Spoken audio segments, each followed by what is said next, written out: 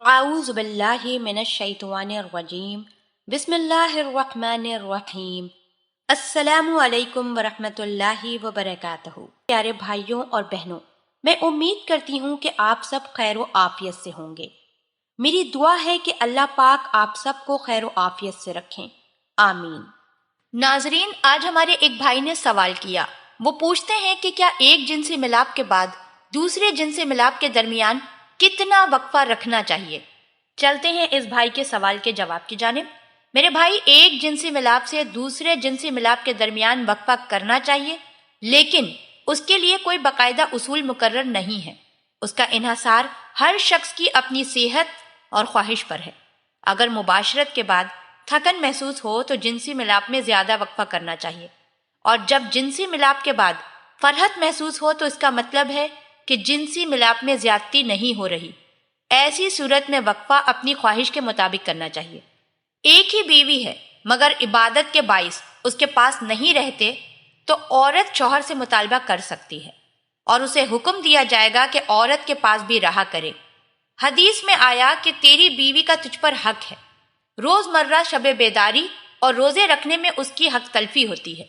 رہا یہ کہ اس کے پاس رہنے کی کیا میعاد ہے۔ اس کے متعلق ایک روایت ہے کہ 4 دن میں 1 دن عورت کے لیے اور 3 دن عبادت کے لیے۔ یہ 3 دن عبادت کے لیے وہ دیے گئے کہ اگر یہ شخص 4 بیویاں رکھتا تو ضرور وقفہ آتا۔ اب 3 بیویوں کی جگہ 3 دن عبادت اور بیوی کو 3 دن وقفوں کے بعد 4تھا دن۔ ڈاکٹر جسمانی کمزوری اور ناقص غذا کے پیش نظر کم از کم 6 دن اور زیادہ سے زیادہ 27 دن وقفہ بیان کرتے ہیں، یعنی چوتھے ہفتے کے آخری دن۔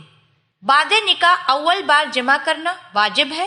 پھر مسنون اور جو شخص اپنی جوان عورت سے بلا عذر 40 روز جدا رہے، جمع نہ کرے تو وہ گناہگار ہوگا، یعنی اتنی مدت بیوی سے دور رہنا ممنوع کہ جس میں اسے پریشان نظری و پریشان خطری ہوتی ہے۔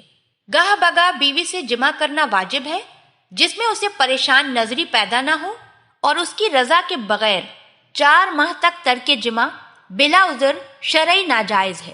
اللہ پاک ہم سب کو دین کی سمجھ عطا فرمائے اور اس کے مطابق زندگی بسر کرنے کی توفیق عطا فرمائے، آمین۔ آپ ہمارے چینل اس کو ضرور سبسکرائب کر لیں۔ سبسکرائب کے ساتھ ساتھ ہماری ویڈیو کو لائک بھی کر دیں۔